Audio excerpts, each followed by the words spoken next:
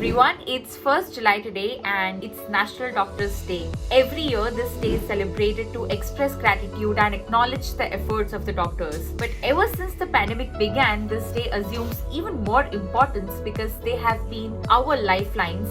This special episode of our COVID-19 Warrior series is dedicated to all the frontline workers who are at the first level of defense in the fight against COVID-19.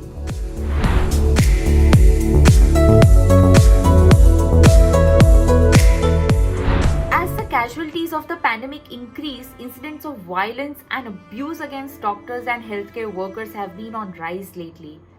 Here's what the doctors have to say. I think that any kind of assault, doctor or not, on any health worker or otherwise, is something which is completely condemnable and that should not be tolerated at any level. The mental amount of trauma that goes on to the doctor's mind stays forever, virtually forever. I know of doctors who've had this trauma more than about several years ago, 10 years ago, since the time I've come back to India. Recently, a junior doctor from Assam was brutally beaten by a mob led by the relatives of a deceased COVID-19 patient at COVID-19 Care Center in the Hojai district of the state.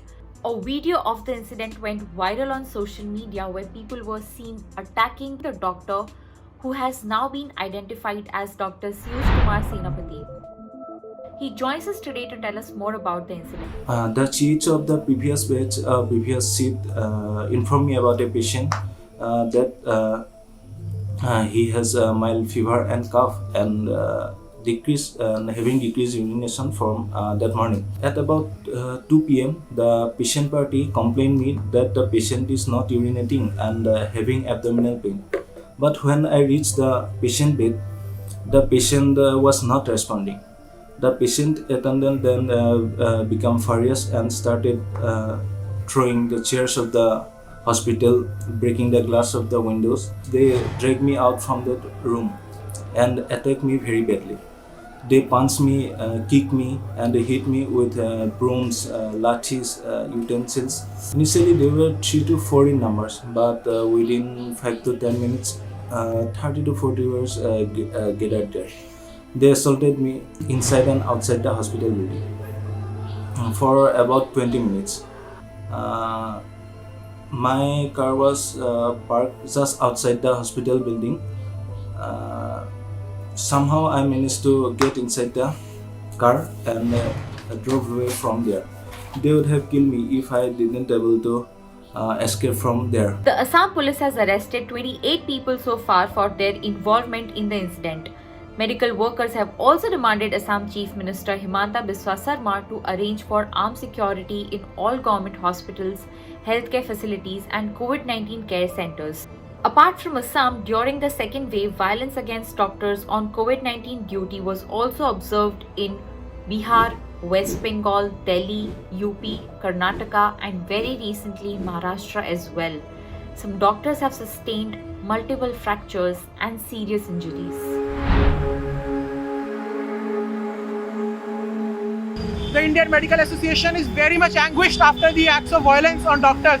It's not only acts of violence on doctors, it is violence on our profession and the kind of violence activities which have been going on in Jammu Kashmir, in Karnataka, in Assam. It has hurt us a lot and we are demanding that this, as soon as possible, Central Protection Act should be passed. If we come to know that some of our doctors getting assaulted for patients' death in some part of the country, it is very, very disheartening.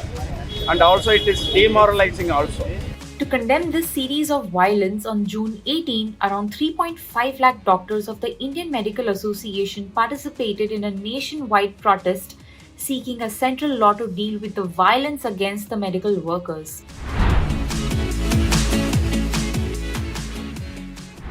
These recent incidences of violence which have been going on and which has been exponentially increasing in our country, it's a very sad and very distressing workplace environment for each and every healthcare professional. Doctors across the country have been demanding more stringent laws to be put in place to protect the medical staff from such attacks. In a letter to the Union Home Minister Amit Shah, the Indian Medical Association demanded for comprehensive and effective law against the healthcare violence. We are giving time to the government till July 1st, which is a Doctor's Day. And if the government is not listening and not bringing the law, Indian Medical Association will be forced to take decisions to stop treating any emergency cases coming to us. Appeal to all the public, all the society who has benefited with the doctors to raise this voice and talk in favor of bringing a law to stop this violence happening in this country. And we are with you. We will fight till the end. In the middle of a pandemic whose second wave has devastated the nation, frontline workers fighting the battle for over 15 months have another battle to tackle. This one, for their own safety.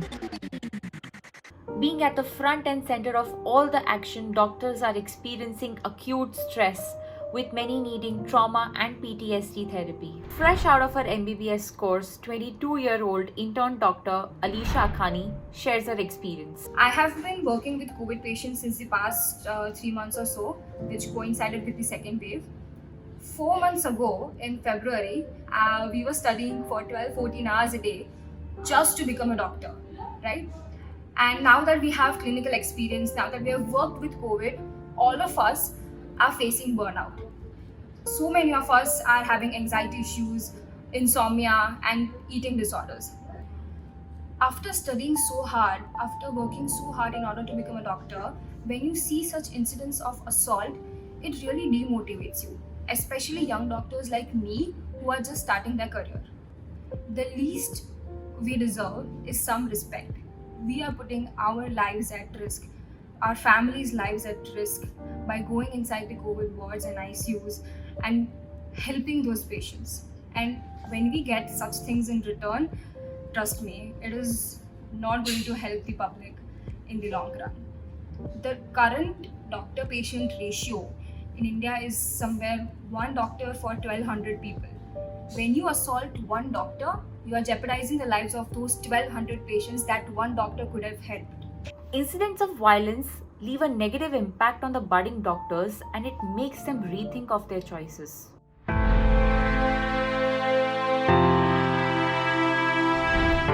So I really condemn the events of violence against the doctor.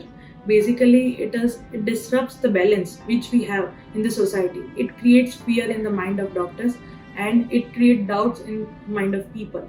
Whenever they are coming to us, sometimes even we are helpless. They are coming so late with so extensive damage that we don't have much to offer to them. And we, in spite of trying hard, not able to save them. It is very disappointing thing for any doctor. But it angers me and pains me at the same time, watching patients, questioning our methods and care, comparing them with Google searches, and eventually resorting to violence. Our healthcare workers have worked tirelessly in the last 16 months. They kept fighting every day, and now they are gearing up for the next wave. These healthcare workers have set an example of dedication and commitment through fighting COVID-19 fearlessly, and they deserve respect and appreciation. To all the healthcare workers and frontliners who are currently combating the COVID-19 pandemic, we applaud your sacrifice and dedication. Happy National Doctors Day from Forbes India. If you like our content, don't forget to like, share, and subscribe to our YouTube channel. Thank you.